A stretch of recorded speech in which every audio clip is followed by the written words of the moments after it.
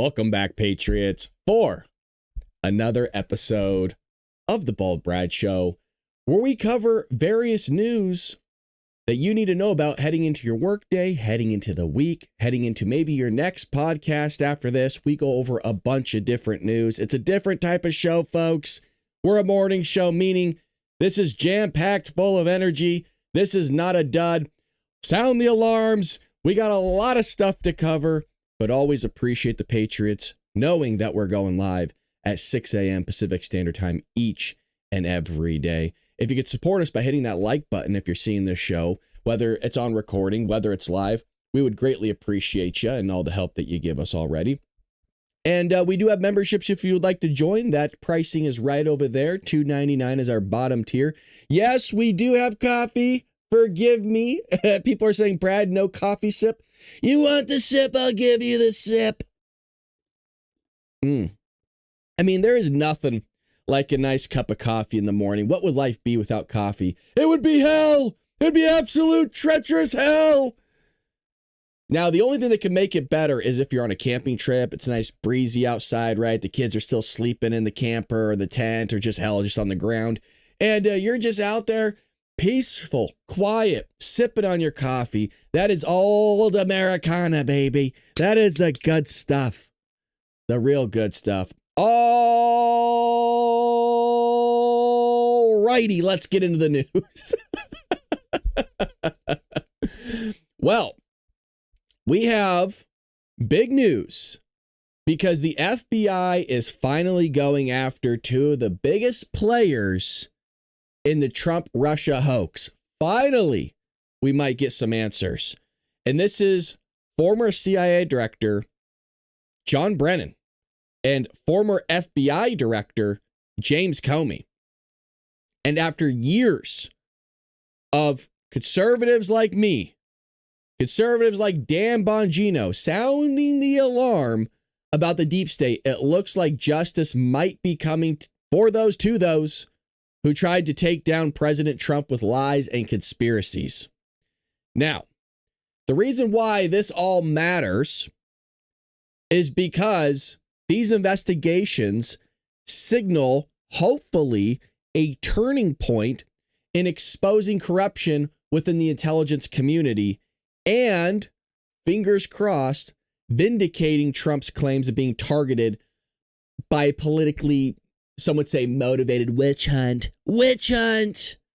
And I'm telling you, if you follow Dan Bongino in his book, Follow the Money, I hate to say it, folks, but it's a witch hunt, man. It was completely fabricated. And if we're not going to get the Epstein Files, Dan Bongino and Cash better give us something good here in the next 3.5 years. I mean, it's not just like one thing you have to give us that's good. You got to start pumping out like 10 things to make up for that one thing.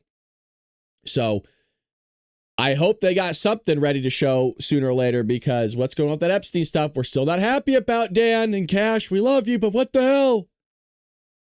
Now, you got to ask yourself, folks, regarding this information, you got to ask yourself, have you ever felt the government was weaponized against conservatives? And this is the proof that it happened to Trump. Now, I would say without a doubt, the government has been used to weaponize and go after conservatives. Hell, we saw it under Barack Obama multiple times. And you saw it under, most recently, Joe Biden, where he was calling you all terrorists. You are a terror risk in your own country. Do you all remember that? A lot of people gloss over that idea that when Joe Biden's DHS advisory board that had people in the intelligence community signed on to it, they said if you were ever a Trump supporter, so like in your lifetime, if you're ever one of these three, you are deemed a terrorist in your country.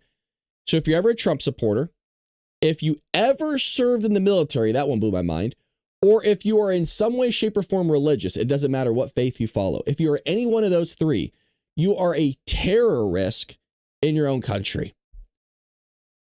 Now, the bombshell regarding this criminal investigation is this is being led by Kash Patel, and what he's looking into is Brennan and Comey for potential crimes related to the Trump-Russia probe, including false statements to Congress.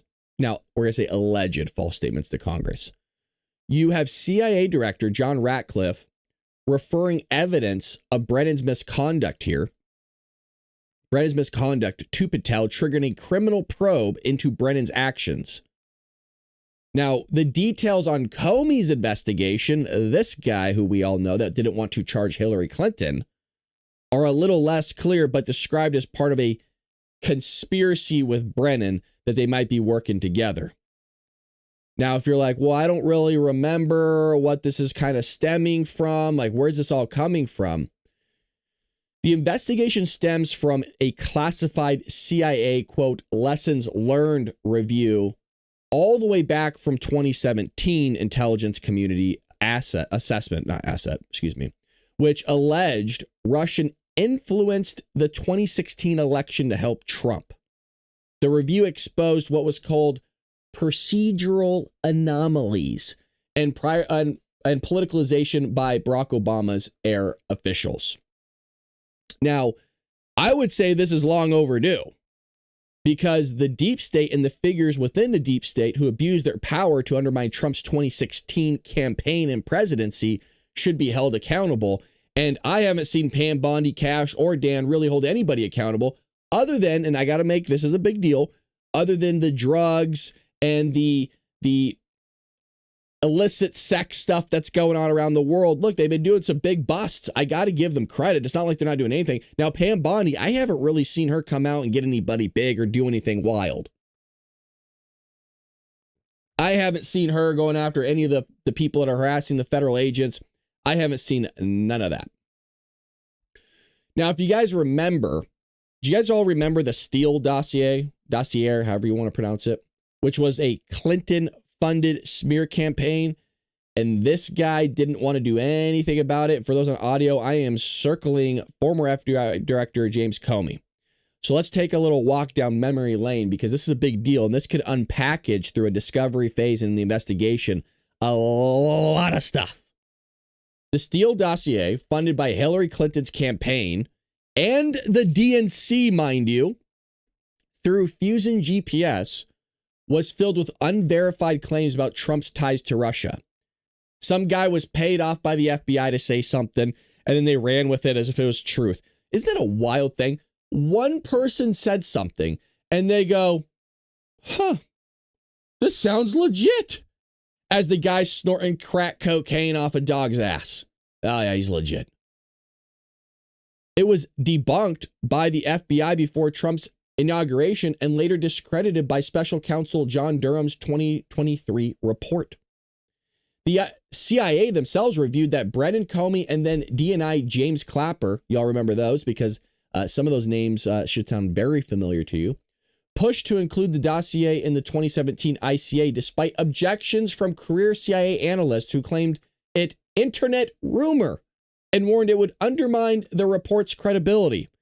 Meaning, hearsay. You heard some shit over some crackhead, drugged, drunk, bartender, super advised guy that was painting the walls in the back room, heard it from another guy that was taking a crap on the toilet, that heard it from something. Brennan testified in 2023 that he opposed the dossier's inclusion, but the classified emails from December 2016 show he insisted on its inclusion. Yeah, after you got a lot of pushback. After you got a ton of pushback. So there's a lot here, folks. There's a lot of information here for you regarding this. We'll keep you updated on what is going to come out from all of it, but we'll keep you on your toes. The other thing that we have that is breaking is Donald Trump. I don't know if you guys caught on to this. Charlie Kirk was going hard on this the other day, about a couple days ago.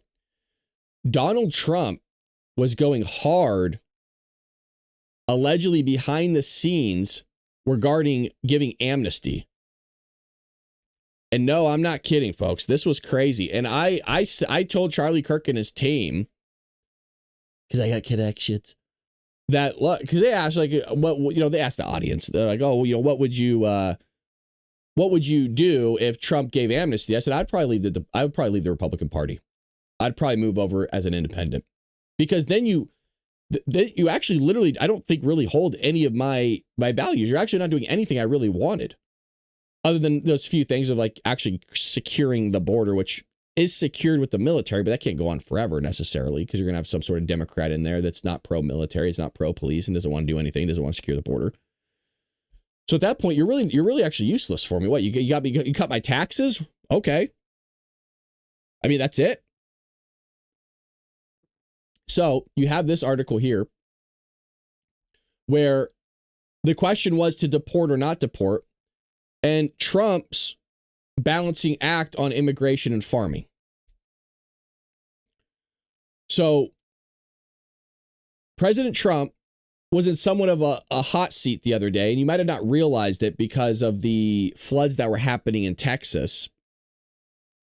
But he was trying to balance his promise to deport every illegal alien with the reality that our farmers, some of the biggest supporters, are getting crushed by labor shortages. Like, yes, but if we are at the whim of breaking the law so that we can sustain ourselves, then we've put ourselves in a bad position, and in a position because of our bad decision making to where we should be feeling pain. And I'm not just talking about the farmers, it's going to be creating food shortages for us as well. But we also have a program through visas, by the way, that you can bring in cheap labor, and you could do seasonal work to bring people in and then have them leave. You don't need to import illegal immigrants to do this work.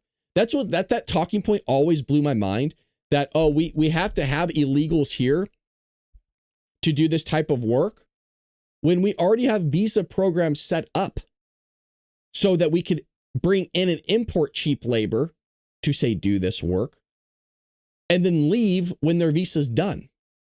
And if you had a system that was correct and right, you could treat it just like any other thing, and almost treat it like somebody's on probation, where they have their own like officer, their parolee officer that follows them around, and you have to report. And the second you don't report, we'll see you later. You get deported. Like, you can't be messing around with it.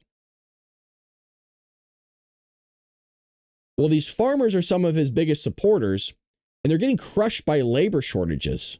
ICE raids are hitting farms hard, leaving crops rotting in California fields.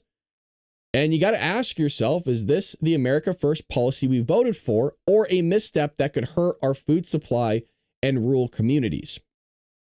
That's a question for you guys that hopefully will get answered as we go through this.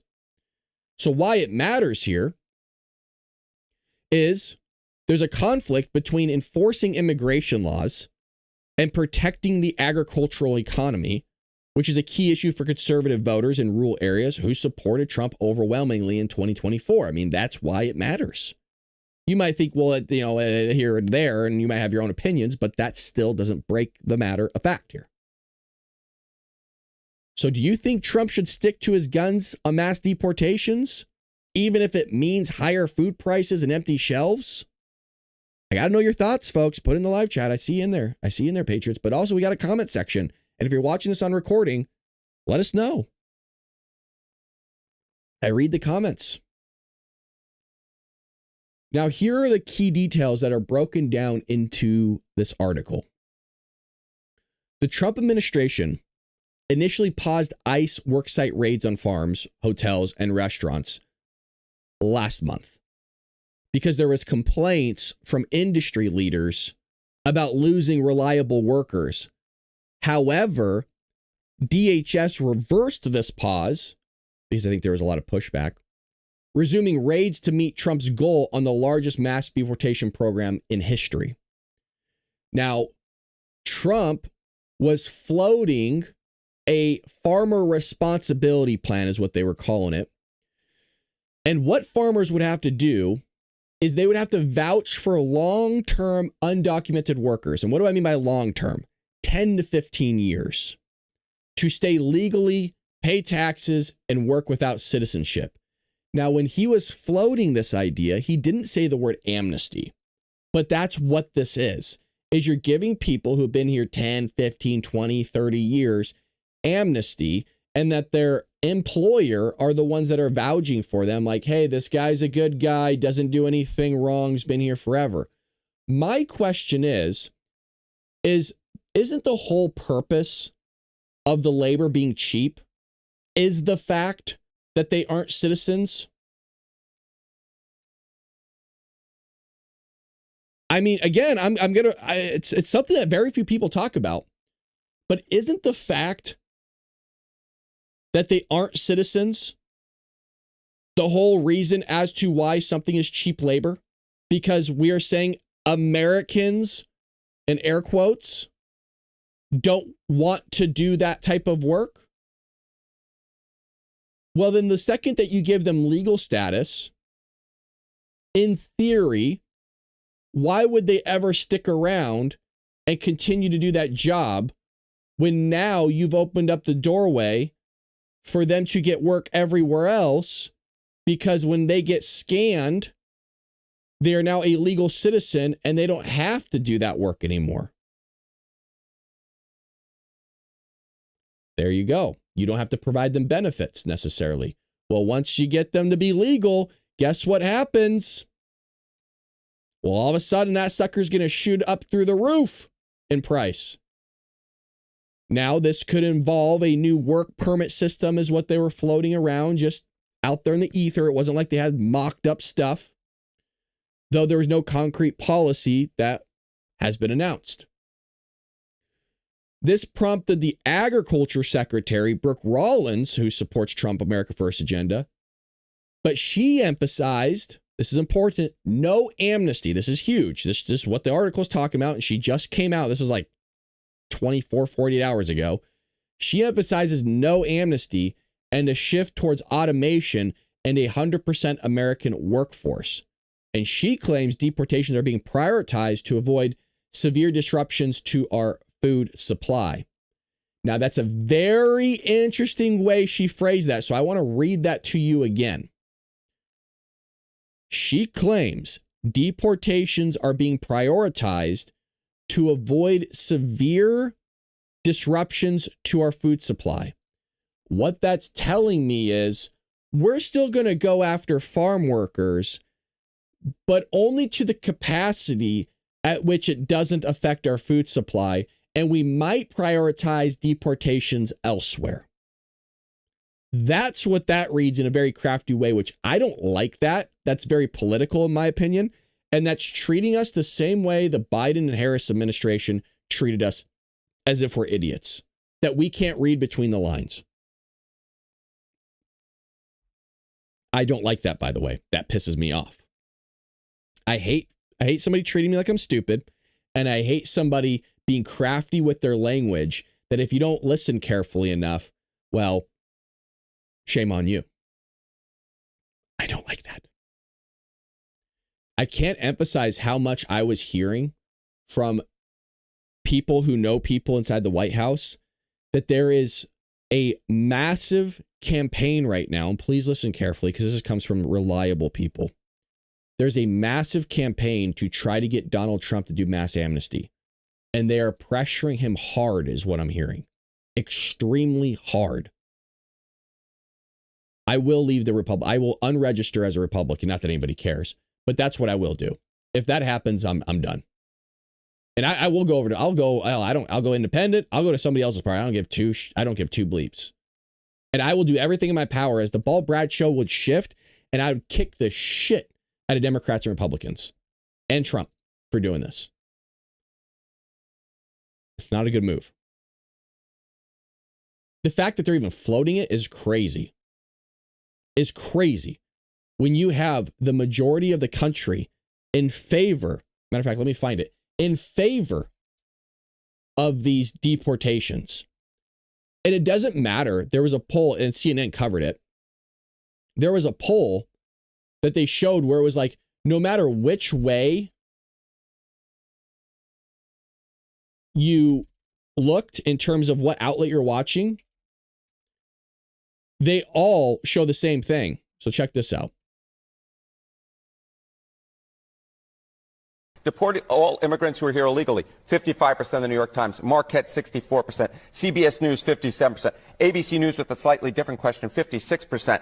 So what you're seeing essentially here is a very clear indication that a majority of Americans, in fact, when they're asked this blunt question, which I believe gets at the underlying feelings, do in fact want to deport all immigrants who are here illegally. There's no arguing with these different numbers because they're all essentially the same across 4 different pollsters. Deported all immigrants who are here illegally. 50. I mean, again, I don't even know why it was floated by the president.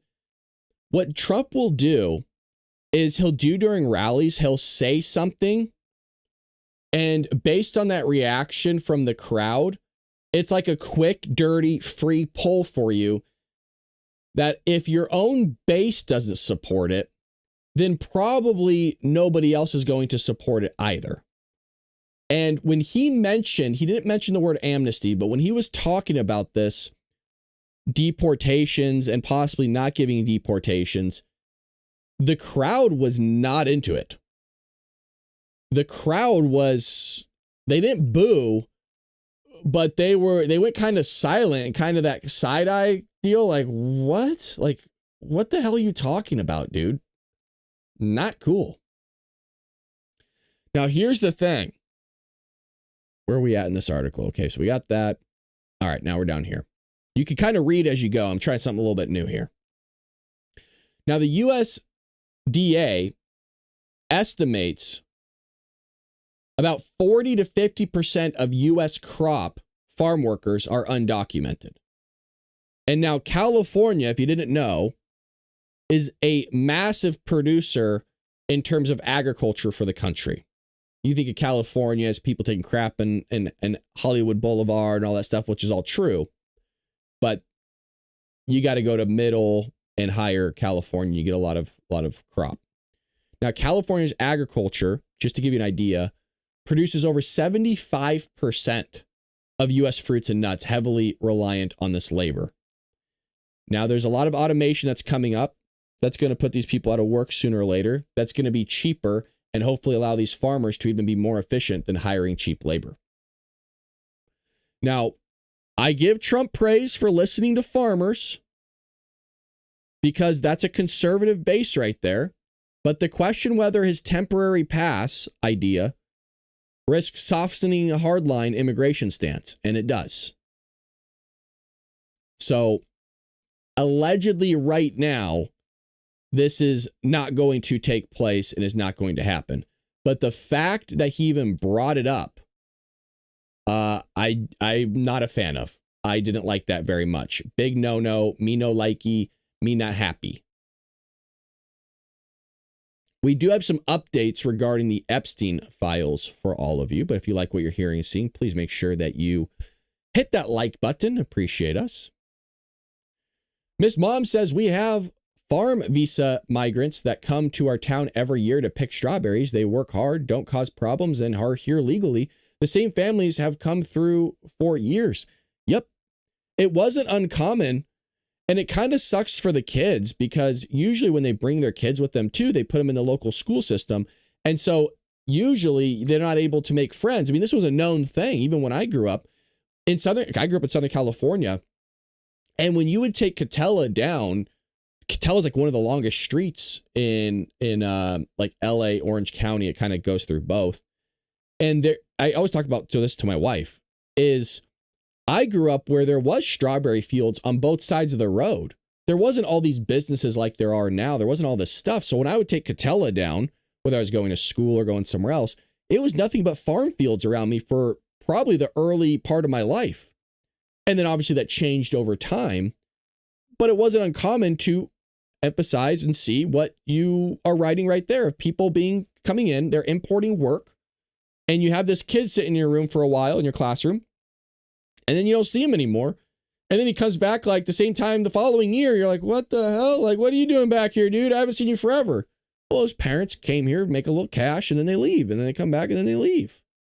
It's not an easy life. I'm not saying it's the best, but if you're doing it, it's because you're trying to make a better life for your kids. And those are sacrifices that have to be made. I always mention this, that some generation is going to have to sacrifice to allow a future generation to prosper.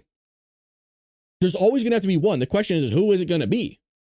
And that's why I always praise, like when you have these immigrants that come over, whether you're looking at like the families coming over from Vietnam that are holding a donut shop. I mean, anybody that has a donut shop, I have so much respect for. Those people wake up, they're working crazy hours, they're hard workers.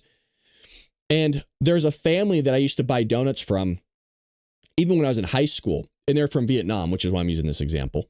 And they were working to pay for their daughter's education so that she could become a doctor. She's the first generation American, and she's becoming a doctor. And the hope is that family tree can be changed, where you don't have to go work in Vietnam anymore. You can come here, live the American dream. They're busting their butts, man. They are working hard, but they're happy about it. That they're living the American dream. They got a business. They're making money. They got the sacrifice for their children so that their children don't have to do that type of work anymore. That their children don't have to wake up at 3, 2 in the morning, work these crazy long hours, selling donuts for 30 cents, right? And be able to sacrifice so that they could fork their family tree and completely change the family name. Somebody has to do it. And the question is it going to be your life that's going to do it? Or are you going to moan and complain that there's some nameless, faceless, shadowy figure out there holding you down, oppressing you because of your skin color? Or are you going to sacrifice and make the changes necessary so that your kids are raised up properly so that they can go and become a doctor, become an engineer, become an accountant, become something where they're not doing lesbian dance theory or underwater basket weaving at college, and then they're completely shocked that they're in $100,000 plus a student loan debt and they can't fathom it. And then there's no generational fork in terms of family tree. And now we're just down the same road of blaming somebody for our decisions again. Somebody has to do it. I don't know how the hell I got on that when I mentioned the Epstein Files, but here we go. Jesus. Here, I don't know how I got on that, man. I just get on these rants. I start going, you know what I mean? And you guys walk away from your computers going, oh, shit, here's Brad going on his rant again. Let the guy go. We'll be back. You're going to get some more coffee. Musk challenges Trump on it. At least you know I'm real. You know what I mean? At least you know this is live. Recent social media discussions have highlighted a rift between Elon Musk and Donald Trump concerning the release of files related to Jeffrey Epstein. Musk has publicly questioned Trump's credibility for not releasing these documents. I don't know if it's necessarily Trump himself. I think it's mostly on Pam Bondi, Kash Patel, and Dan Bongino. I wouldn't necessarily put this on Trump. I guess it's Trump's DOJ, and you kind of always have to put the blame on the top, kind of like you did with Nixon. Now, I'm not correlating this to Nixon. Please understand. I'm just saying that Nixon, in theory, wasn't the one that did the deed, but because he's the guy at the top, you're the guy that gets let go. In the same way, when a company's not performing well because maybe their workers at the bottom aren't doing the right thing or whatever it may be, it's always the CEO that gets let go. It's the people at the top that get let go. Announcing that it will be a priority for his new America Party. Meanwhile, there are separate ongoing FBI investigations into former CIA Director John Brennan and former FBI Director James Comey for alleged misconduct, which we covered. Now, you got two or three big guys here at the top. Elon Musk asks, how can people be expected to have faith in Trump if he won't release the Epstein files? And Anthony Brian Logan made a really great point to this tweet here.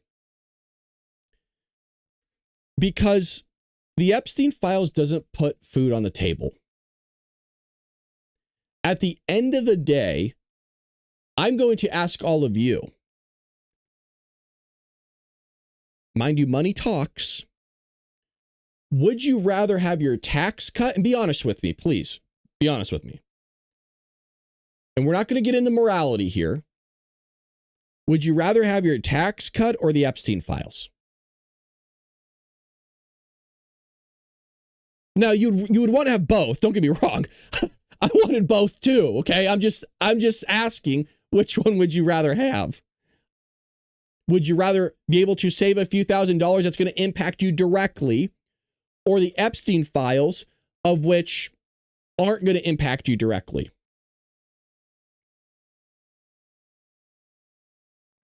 Now, while you're answering in the chat, because there's a little bit of a delay, morality should be, oh, I want the Epstein Files to come out because I want these people to be held accountable for doing atrocious, evil things to underage people. Absolutely. Like, there's no question, but that's not the question that's being proposed. Yeah, see, people are saying, I want money, the tax. Absolutely. Because it affects you directly. It's going to allow you to put bread on the table. It's going to allow you to pay your bills. It's going to make life, hopefully, a little bit easier for you. For me, it's a no-brainer in terms of that answer. But some people want integrity or America is gone. Shout out to Dizzy. Now, Joe Rogan said, shout out to all the people that still don't believe in conspiracies. Your ability to stick to your guns is inspiring. I mean, it's a weird phrase. I'm not going to pick it apart because I hate when people do that when they start. We've talked about that before. I'm not one of those podcasts that go, well, you know, in theory, conspiracies aren't necessarily something that's been proven. And you can't really believe in something that hasn't been proven. And if you look at the Orwellian or Aristotelian viewpoint of this idea of conspiracy theories, is that it would no longer be a set conspiracy theory if you actually believed in it and you were believing in what we call truth here. Now, truth is something that's descriptive. And when you look at truth, it's something that must not only be descriptive, but also objective, where you can look at it yourself and say, oh, yes, well, if you break it down, we can really see that objectively this is truth. And if something's objectively truth, then when you look at this of conspiracy theory, it would no longer be a conspiracy theory because you have the evidence of the truth, and the truth will set you free. Now, if you look at the truth will set you free, yes, I'm getting that from biblical terms, and that really comes back 2,000 years ago when Christ told that in the gospel. And Christ really meant the truth will set you free was really referring to the book of the Lord, meaning the Lord's words. And once you grab a hold of the Lord's words, it's, you guys know those people, right? It's look, I love it. That's great. There's definitely an appetite for that. We don't do that here. If you want to go down that road of all that nonsense, in my opinion, it's like, just give me the news, bro. If I want to break it down that far on every little thing we cover, I'll go do that myself. Don't get me wrong. There's definitely an appetite for that. People love it, but it's like, it's kind of silly. DC Drano, this is sadly true. Announcing this investigation of Comey and Brennan only diminishes its value. Announcing indictments and arrests is what matters. Yes, he's correct. You guys are trying to announce something that's like, that's cool. Okay, you're doing an investigation. Honestly, I really don't give a shit. And you want to know why I don't give a shit? Is because nothing ever happens. We've gone so long with all these investigations. We've gone so long with all these probes and these congressional hearings and bringing people forward and give us the information. Oh, you lied to Congress, whatever. Let's go on. My entire life, by the way, when was the last time, and I'm being serious, I mean, I'm not saying it hasn't happened, please understand that, but usually you want to be able to pull a name out of your ass really quickly if it's so familiar to you. When was the last time you saw an FBI investigation that led to people going to prison for the rest of their life for something, or for like 30 years? Now, some of you might be able to do it. Like, and I commend you for that. I can't. And I'm being genuine. I really can't. I mean, I remember sitting down and watching like it was a freaking film, the Benghazi hearings. Nothing happened. Nobody. I'm sure there was somebody out there, some low-level dude that's like, what the fuck? What the fuck? I was delivering rice. Like, holy shit. Nothing ever happens. That's why it's like, oh, whatever. And that's kind of sad because it's almost like The Boy Who Cried Wolf, right? Where you're like, all right, like another investigation. Nobody cares. This should be huge news. The fact that the FBI is launching a criminal investigation into these guys here. This should be This should like blow our minds news, but it doesn't. I don't think any of you really cared all that much. It's huge news, by the way, which is why it was our lead story. It is actually massive news and should be. But because nothing ever happens, I guarantee you probably 90% of my audience is like, all right.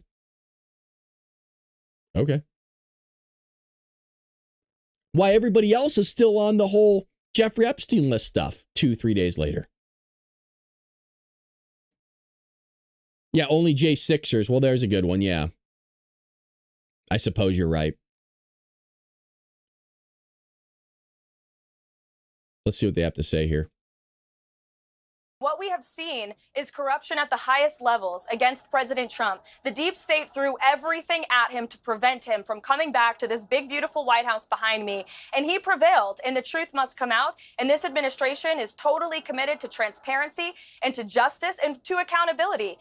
And we must have a rule of law in this country. We can't be a nation without law and order. That's what the president believes in. And I'm glad to see the Department of Justice is opening up this investigation. What we have seen. That's really tough.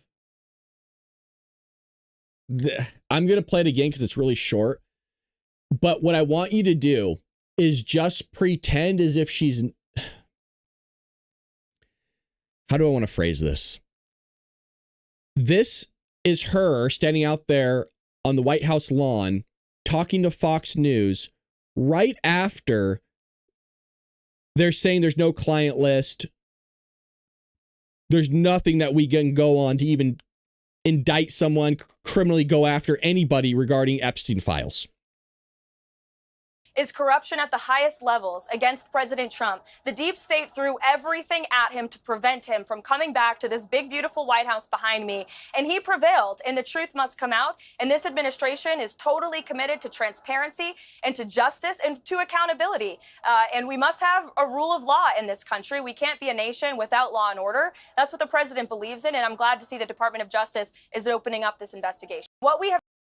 It's cringy, man. I'm telling you, it's cringy. It is a big story, but it's only a big story if something happens. That's all it is. And we have other news here for all of you. And I want to make sure that I get this right here. Here we go. These are updates regarding what's going on in Texas. I told you I'd keep you all updated with that. Here we go. Trump confirms plans to visit flood-stricken Texas as 170 plus people are still missing. I mean, it takes your breath away. It's a ton of people. Now, this is a big deal, and it's good that Trump plans on going because if you recall, there was also floods and massive environmental events that took place in North Carolina and other parts of the country. And the reason why I say environmental events is because you also had the East Palestine, Ohio event where you had that train derailment that Joey didn't want to go to that Trump went to. Trump went to North Carolina before he was president. Trump went to also East Palestine, Ohio before he was president. The actual previous president named Joe Biden couldn't get out of bed long enough to make the trip in time. President Donald Trump plans to travel to Texas on Friday to meet the victims of the devastating 4th of July weekend flood that led to, at least as of right now, 110 deaths. Let's hope that doesn't go up at all and they actually find these people. The president will be joined by his wife, Melania Trump, and Homeland Security Secretary Kristi Noem. He confirmed during a Tuesday cabinet meeting parts of the Texas Hill Country along the Guadalupe River were hit with a sudden flash flood. I think it's important as a PR move and visual statement for Trump to go. Do I think a president needs to go to every stricken area that's been devastated? No. I don't think it's necessarily a good use of his time. He has people that can manage this for him. I'm not against it. But we've treated the president of the United States, and this goes for anybody, as if there's some figure out there that should represent the American people. And truthfully, the president should be kind of almost like a nobody. That's not how things are nowadays. Don't get me wrong. We've completely changed the culture and the dynamics and how we view the president of the United States. Before, the president of the United States was just some dude that had control of the military and decided military engagements. Now that's changed over history, of course, but that's how I view a president. I don't really view them as somebody that should be like a big deal, like a bigwig. It's like, all right, like you're the president. That's cool. They used to be able just to go in the White House and have a conversation with the guy, have a freaking beer with the president back in the day. You can't do that anymore. You used to be able to just walk up in the White House and just go meet the guy. It's like, yeah, this is an average guy. I went to school with the guy. Like, whatever. Now it's like, holy crap, like celebrity, big deal.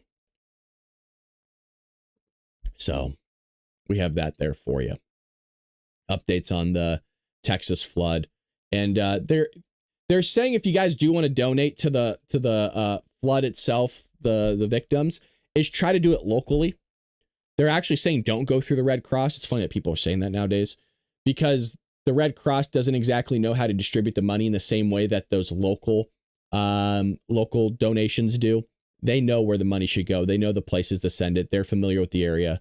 So they're actually saying donate locally if you can. Now, we have updates here regarding Iran, and allegedly they're making a pivot here away from their missiles. And instead of doing physical terrorism, they'll do digital terrorism. The footage was striking. Plumes of smoke rising over Iran's nuclear facilities, the culmination of years of brinkmanship and intelligence coups. With one sweeping air campaign, the United States sent a message: the Islamic Republic will not be permitted to cross the nuclear threshold. Yet, as the dust settles, it would be a profound mistake to assume that the threat has been neutralized. Well, of course. If anything, Iran's nuclear humanitarian may accelerate a transition that has been quietly underway for years from ambitions of atomic deterrence to mastery of digital disruption. I think we're going to see more of this as AI gets more sophisticated. Even as diplomats trumpet the ceasefire, cybersecurity professionals are aware of the dangers that still exist. In 2025, a nation doesn't need fissile material to cripple its adversaries. It only needs a cadre of skilled operators, a menu of stolen exploits, and a willingness to play dirty in the world's most critical networks. Iran's embrace of cyber operations is hardly a new development. In a 2012 cyber attack, U.S. intelligence attributed to Iran, the Shamood virus wiped tens of thousands of computers inside Saudi Aramco, a major Saudi Arabian oil company, reducing corporate IT to smoking rubble, digitally speaking. Since then, Tehran's capabilities have matured steadily, rather. This is a huge thing that I think a lot of people don't necessarily talk about all that often because it's something that's kind of in the shadows. It's not out there in the open. It's not out there in the limelight. But there's constant cybersecurity attacks. Matter of fact, let me show you something really quick. A lot of people don't. There's a massive attack that nobody was talking about. I did a video on it a while ago. Let me see if I can find it really quick. Were you guys aware that there was, other than you following me, like you might have not seen the video I posted, were you all aware that there was the biggest cybersecurity hack that's ever existed in human civilization not too long ago? Let me see if I can find it. I don't know if a lot of you were aware of that. Pretty bonkers. Let me see if I can find it for you. Here we go. Yeah, the world's largest data breach. Check this out. The world's largest data breach just happened and it affects you. About 16 billion credentials were leaked. That's right, billions with a B. We're talking usernames and passwords, Apple, Google, Facebook, 30 databases worldwide, all exposed. Now picture this. If you're still using the same password you created in 2015, you're basically an open book. This isn't some fringe hack. It's the largest breach in history. Hackers could access everything, your email, your social, even personal files. We need to ask ourselves, have you changed your password? Do you have multi-factor authentication enabled? It's not paranoia, it's basic survival in the digital age. And if 16 billion accounts can be compromised, nobody's safe. It's time to act. Pause the scroll, go down to your accounts now before hackers beat you to it. If you want more news, unapologetic and trust. If you guys are curious on when this was, This was on June 19th. This story broke. It got buried. Now, the reaction, at least here in the comments, I can't emphasize this enough, you guys. I really do read the comments. It's a lot, but if you saw me, not necessarily in public, but I do it in public as well. If I'm ever on my phone, I'm either looking up news or I am working on ChatGPT because I'm, trying to figure out answers to things, or I'm reading people's comments. I am on my phone all the time swiping, reading comments because it's important to see what people are saying, what they're thinking. And you got to filter through a lot of the nonsense, don't get me wrong. But this one says it perfectly. I don't care anymore. I'm exhausted. Take it all. This was a very common idea that people were posting. They don't care about these cyber attacks. They're like, well, I don't have anything to my name anyways. So what do I care? What do I care that my information's out there? There was a podcast that I was watching not too long ago. It's just a clip. And a guy was saying, is a prominent podcast, the guy was saying that worked for the intelligence community, that they could steal your entire information, your social, your address, your credit card, everything for only like $2 or $3. Your information's only worth like $2 or $3 technically. And you can get on the black market for cheap. Crazy. So Iran's going to be moving into cyber warfare, which is always rough when you are dealing with a government that loves terrorism. So, that could disrupt flights, that could disrupt banking, that could disrupt your energy sector. And I mean, that's the conversation a lot of people are having with China, is that their chips, the things that they produce are within all our products. If we were ever go to war, what's saying that there isn't something hidden within there that they have access to that completely shuts down everything? And then we are, SOL, shit out of luck. And that's my problem when we're trying to make all these things automated. And I've raised this question numerous amounts of times, is that we're making our military so sophisticated in terms of relying on technology that it's so well known out there that you have these EMPs that will fry everything there is.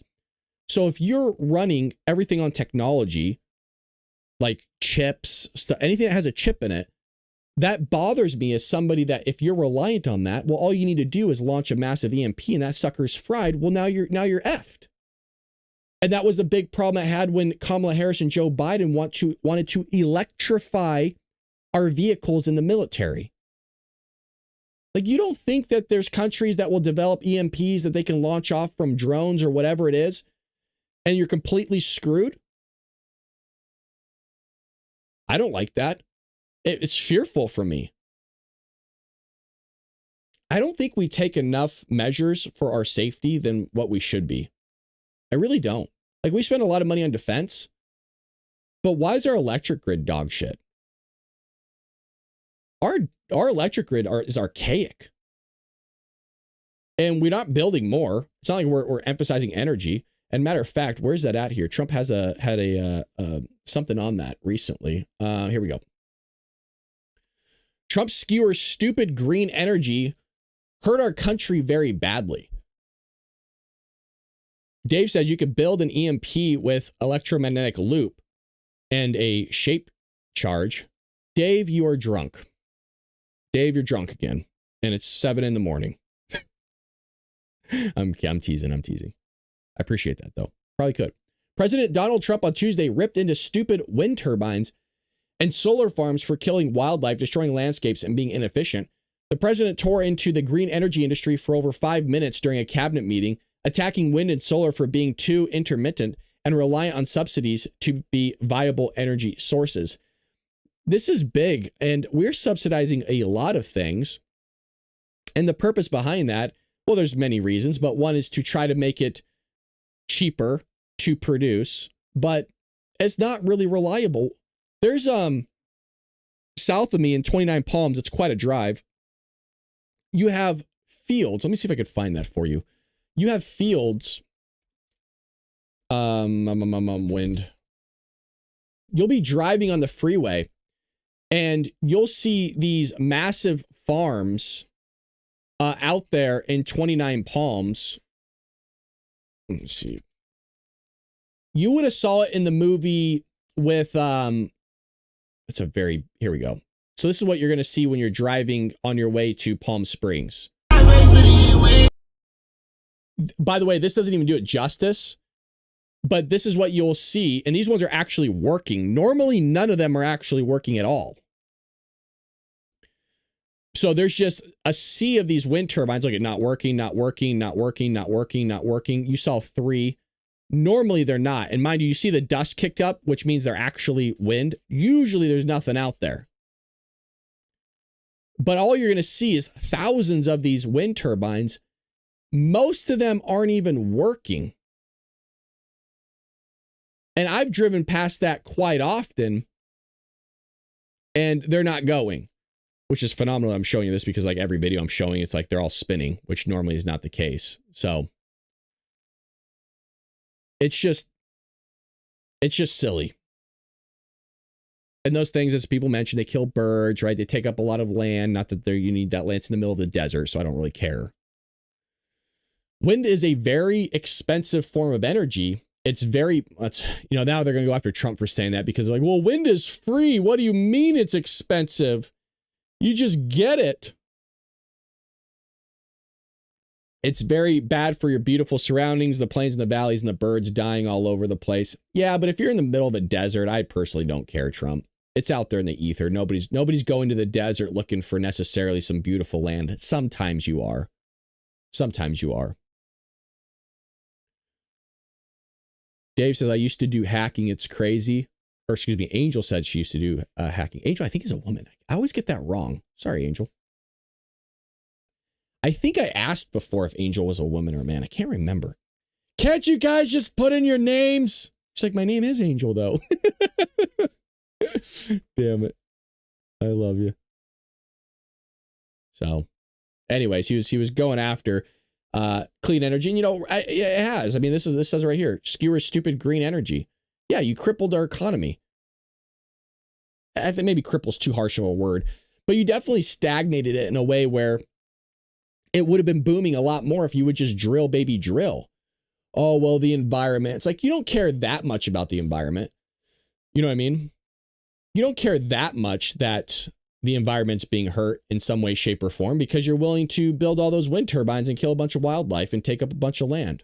But yet, as I mentioned, when we put a few shipping containers down there in the desert at the border, all of a sudden it's not environmentally friendly. All of a sudden it's terrible. You're hurting the wildlife. Yeah, you're killing all the little bugs that are out there. Yeah, you can't put shipping containers out there in the desert, you guys. It's messed up. It's a smaller footprint than what they're doing, but it's okay when they do it. It's bad when somebody else does it. You guys know how it works. It's typical. Let's see what else is here. Oh, well, shocking. We got Whoopi Goldberg here. Here's Whoopi. Oh, yeah. Like, Brad, please, no. Brad, what did we do to deserve this? Why are you torturing us? Whoopi Goldberg shocked to report that Texas flooding is not Trump's fault. Some of you just spit out your coffee. You almost got in an accident. I think there might be a clip here. There's a few clips. There's 2. Let's see here. Let's get it up for you guys. That's what she said.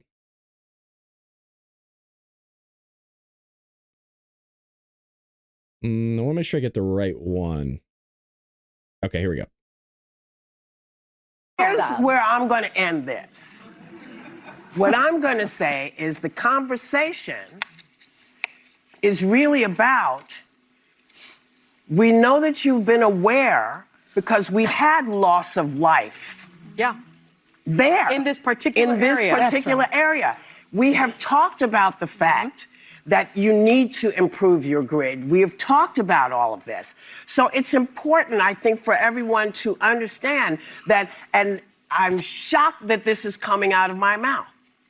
I'm not pointing a finger at the man in the White House. I'm saying there's a state that is in trouble and has been, and it doesn't seem like anything is changing. And maybe we need to get on top of that. That's my point. Yeah, we'll be right back. You want to know why she feels so comfortable saying that? Is because Texas is a red state. The Republicans don't know how to run things with the Illuminati sign, right? They don't know how to run things. I gotta be careful doing that. That looked like something else, but you know what I'm talking about. Oh boy. People are naughty. People are really naughty.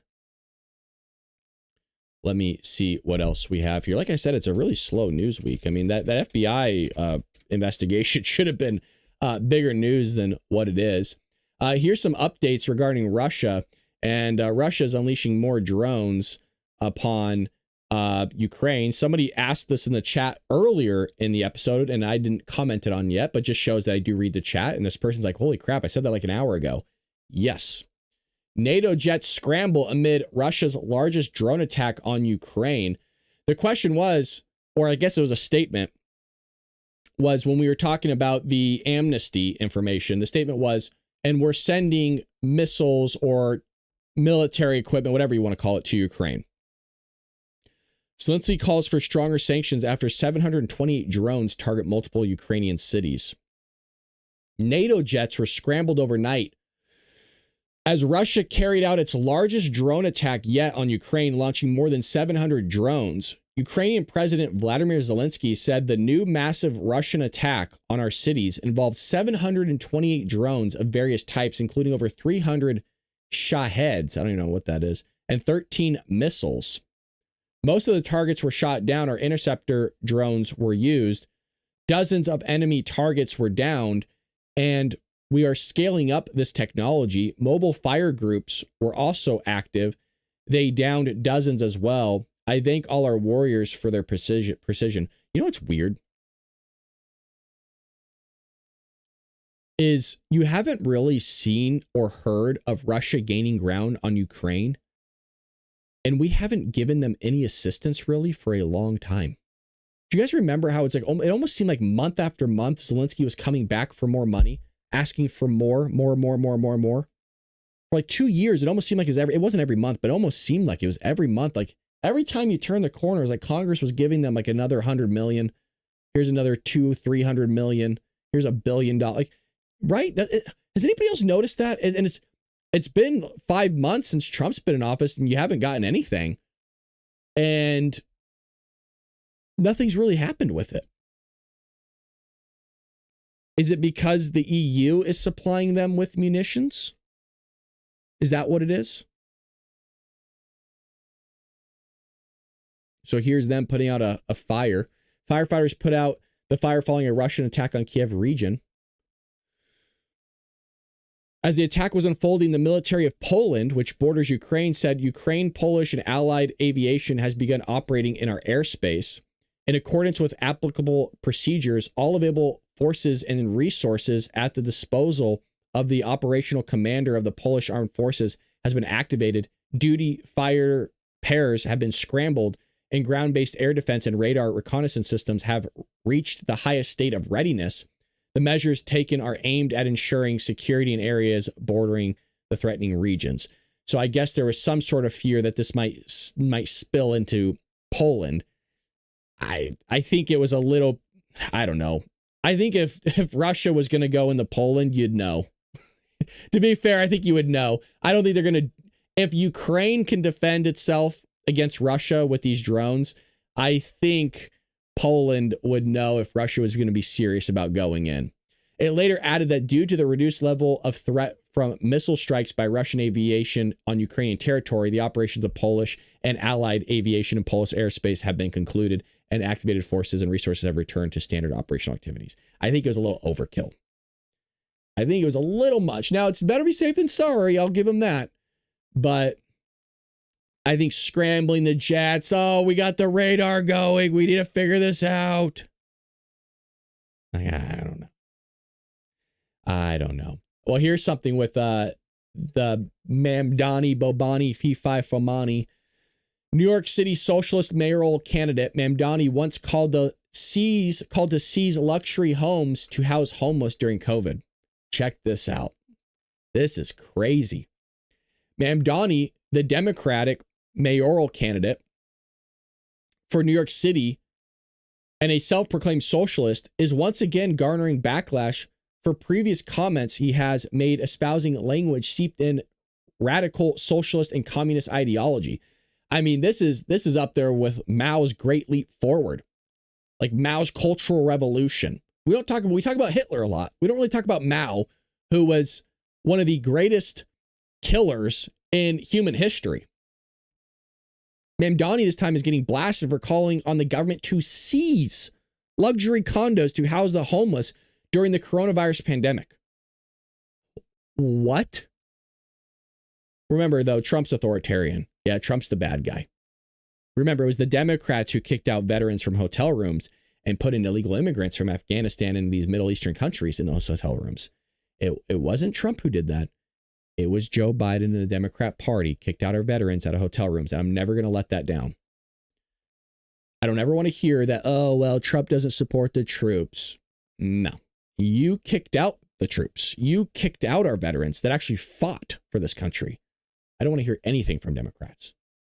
The unearthed remarks stemming from a March 2020 social media post followed news of separate rediscovered remarks from Mamdani touting the need to de-commodify housing through replacing luxury condos with communal style living that would include things like shared laundry facilities and food co-ops.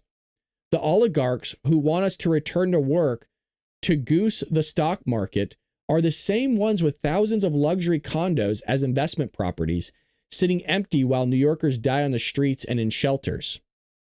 Well, if they're willing to have the condo empty, then isn't that them taking a hit on that investment because they still have to pay for the electricity, the water, the gas, the property tax, like the insurance, the liabilities? Like, if it's sitting empty, aren't they the ones that are willing to take that hit? And by the way, who the fuck do you think you are telling somebody that what they can do with their asset? That's always riled me up. It's always pissed me off that you get to tell somebody what they can do with the very thing that they own.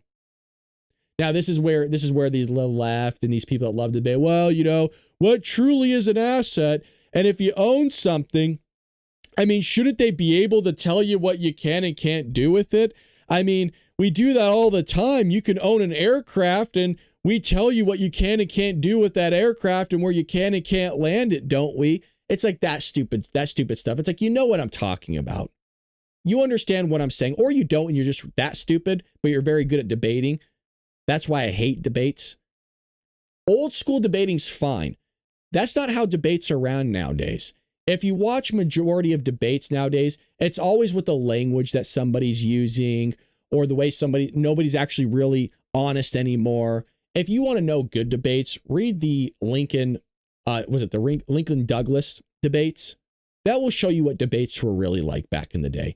Now it's just all this bullshit that's just a waste of time. You don't actually get anywhere in the conversation, and none of it's actually in good faith really ever. Sometimes it is, and it's just more annoying than anything. They just start breaking down everybody's words and the language. Well, what do you mean by communal? What do you mean by public? Well, what are you using the definition of? It's like, can we just get to the actual conversation itself without having this bullshit of breaking down definitions all the time because people aren't genuine with one another anymore? Well, my definition of communal housing is this. Well, my definition of communal housing is this. And then they don't actually get into any substance. It's just the bullshit of trying to figure out what they even mean by communal housing, but the topic's about homelessness. You guys know what I'm talking about, right? Anybody that watches the debates, it's fucking exhausting. It really is. I've really turned away from watching. I used to love debates. Now, I really don't watch them all that much because it's like, all right, here we go. We're not actually going to talk about the problem at hand. Mamdani's comments on housing were similarly scrutinized after a video of him published online by nonprofit advocacy group the Gravel Institute showed that New York City mayoral candidate is discussing the need to turn housing from a private commodity to a public one. That's some scary shit. That is some scary stuff.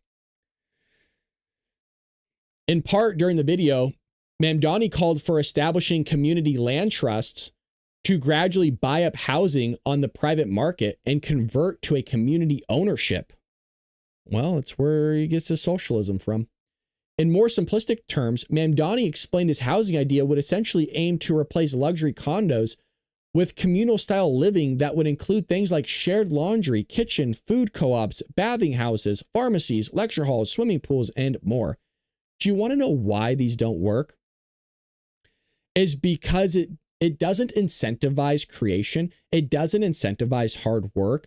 And so what you have, and this actually happened in Mao's Great Leap Forward, it also happened in Mao or really any communist socialist country, is that you decentivize work because somebody else is getting something of more than the person that might be putting in the hard work.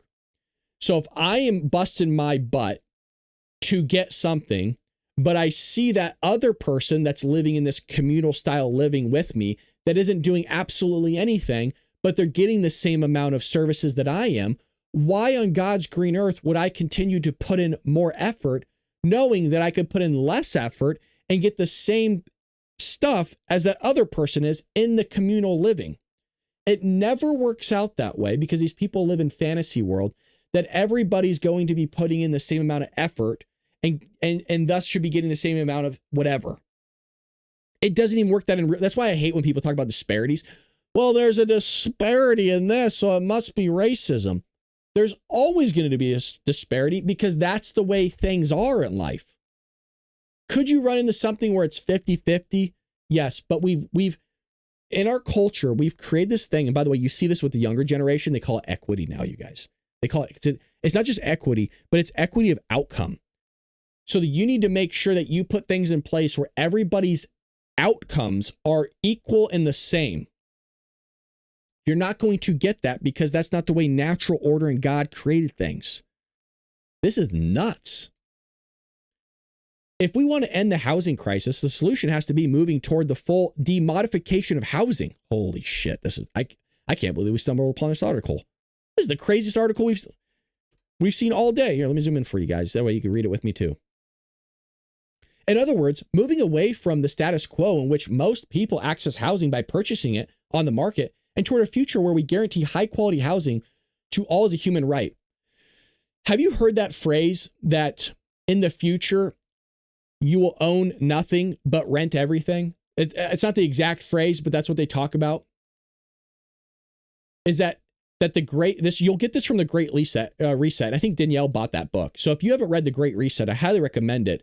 It's by Glenn Beck. There's other people have written about The Great Reset as well, but I think he has the best book on it. I've read about 3 or 4 of them.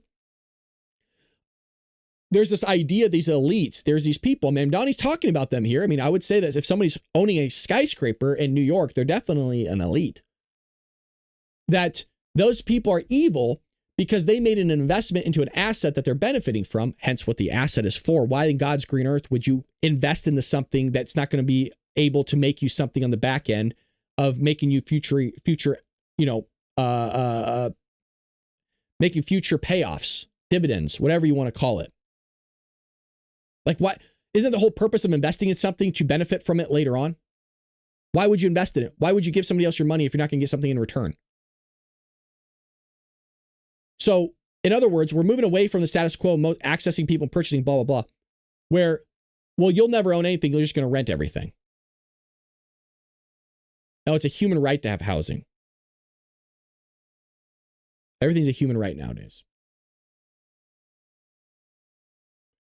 Other comments rooted in radical socialist and communist ideology from Mamdani have surfaced in recent weeks as well. Critics have also pointed out that Mamdani made a Young Democratic Socialists of America conference in 2021, during which the then Senate Assembly member told attendees not to promise on goals like seizing the means of production. Meanwhile, current New York City Mayor Eric Adams, who left the Democratic Party to run as an independent, slammed Mamdani this week for explicitly quoting communist revolutionary thinker Karl Marx, according to their need, each according to their ability. And this can be connected right here to the communal part of it.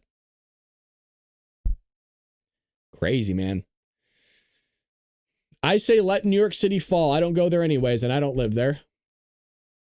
As long as it's, you're not allowing the area that I fall, we're good. But my area is controlled by Republicans, so I'm good as of right now.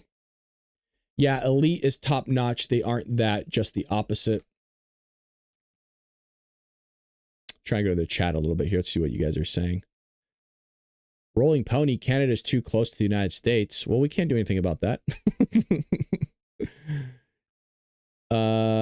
Deport him to Antarctica naked without supplies. Gee, who said that? Jesus! Yeah, of course you said that over at Rumble. You can't get away with that stuff over at YouTube. Dave, what are you doing over at Rumble? You're supposed to be over at Kick. What are you doing over here? You're supposed to be supporting me over at Kick. You're like the only guy over at Kick. I mean, Chevy's over there. Or was. I don't know if he still is, but Chevy was over there at Kick. Well, that's going to be the end of today's episode. There again, let me make sure that we're not missing any breaking news or anything that's happening right now. Again, the big news of the day was what I started at the beginning. It was the FBI investigation. I mean, that is the big news. It just doesn't seem like it because it's being overshadowed by a bunch of other stuff. But there's nothing really else out there that I think, I don't want to say isn't worth covering. I'm sure there's something that you would be interested in, but it is really only the Texas flood. Excuse me. You have the New Mexico flood. You have the FBI investigation, the Epstein Files. Those 4 topics are kind of the big topics that are trending right now. And we covered all of them. So I was trying to give you a little bit more with the Mamdani stuff, but I think everything else is kind of a snoozer, or we've at least covered it in the past and it's kind of just revisiting itself. So we will be having Dark MAGA Thursday tomorrow, just a heads up, and that will be open to everybody. I want to confirm right now that we did in fact meet our hours yesterday, and we did meet our hours yesterday. So that means for the rest of the month, so basically we met our hours in the first week, which is crazy, week and a half. We will have Dark MAGA for the rest of the month open up to everybody. That's every Tuesday, Thursday, 4 p.m. Pacific Standard Time, and we'll get a little bit more spice here. If you're not a part of the part that is for Rumble Premium members only, I highly encourage you to join Rumble Premium so they're able to join us during it. It's more intimate. There's only one chat, meaning I can give more time. And some of the time we just hang out and talk for a little portion and get to know each other and have fun. So if you're not a part of Rumble Premium, you're supporting a good cause, a good company. And I have Rumble Premium myself. And I don't know. I can't emphasize enough how much Rumble is better than YouTube. And to give you an idea, our Dark MAGA podcast gets just almost as many views as our regular podcast does. So there's clearly an appetite for Rumble Premium content. But if you want to head over to Rumble and join us over there, you can. You know, do you guys want to raid anybody today or no? We haven't raided somebody in a long time. I feel like it's been a couple weeks. Let's see what Pudge is gaming. I was going to send you over there, but maybe, you know, I want to raid somebody today. Breitbart News has some headlines. 4 arrested for laying tire spikes. Yeah, I did see that. Yeah. People are tired of me talking about California, though, and stuff like that. But yeah, 4 people were arrested for laying tire spikes on federal officers. But we did cover it during Dark MAGA, too, as well. Let's see what podcasts are up there. If you guys notice, can I show you something? Again, I keep pointing this out. We are one of the top podcasts and news shows on Rumble, just a heads up. So we're right here down at the bottom. Please understand, look at all these other people are huge, like, companies. So shout out to you guys. So we're down here. These are all huge. Patriot TV's a company. I'm not a company, by the way. I'm just an individual. It's just me. Real America's Voice is a massive corporation. Lindell from Lindell's Pillows, Lindell TV. I mean, they have White House correspondents, OAN. So there's really only 10 channels that are above us on Rumble in the morning. Real America's Voice. I mean, that's like I mean, look at Bannon's War Room. So right here, 1, 2, 3, like these 3 right here are all the same people. So we're like probably the top 5 morning shows on Rumble here, which, you know, is great. And that's all thankful to you guys. Mind you, some people left because the show's over, but I want to thank all of you for making us one of the top shows here on Rumble each and every morning. Because a lot of these are 24/7 shows. Do you know what I mean? A lot of them they don't ever turn off. They'll always have views. They're also, some of them have bots. But if you go to podcasts, I would say we're the top 5 podcasts on Rumble each and every morning. I don't think people talk about this enough. And by the way, I don't know how we don't hit the editor's picks every single morning. We are one of the best morning shows out there. It blows my mind that we're not hitting the editor's list each and every morning. Like, they always pick the same people. I don't mean to hound Rumble, but Vince is always on the editor's list. So's LFA TV. Like, no wonder these channels are growing. You fucking put them up here every single morning. Do you know what I mean? I'm hardly ever on here. I can't even remember the last time I got on an editor's list. And I'm not asking to be, but it's like, no wonder Wendy's always up here.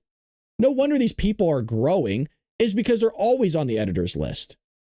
How is it we're always one of the top 10 shows in the morning and we're never on the editor's list? Does that make sense to any of you? Like right here, between these two shows, these two categories, if you removed some of these, we are one of the top morning shows out there. And I would say realistically, if we were on the editor's list, we would be up here. Every morning, I think we have one of the best shows. And it's a little frustrating. I never thought of it. I never looked at it really that hard. But it's thankful to all you guys for keeping us at the top. So I appreciate you. And by the way, Wendy's show is great. I'm not saying any of these shows aren't deserving. That's not what I'm saying. They can do great shows. But I think we're also now up there at the top as well. Or AM Wake Up. Well, let me see. Some of you guys are rowdy. Some of you guys get into some rowdy stuff. Let me see who this is.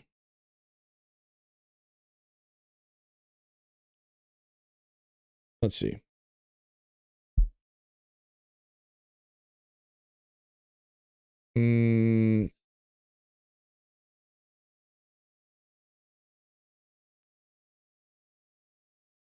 I'll say, you know what? I'm going to send you guys to Wendy. She just has good content. She has a good show. So I'm going to send you guys over there. Alrighty. Take care of yourselves, Patriots. Appreciate you.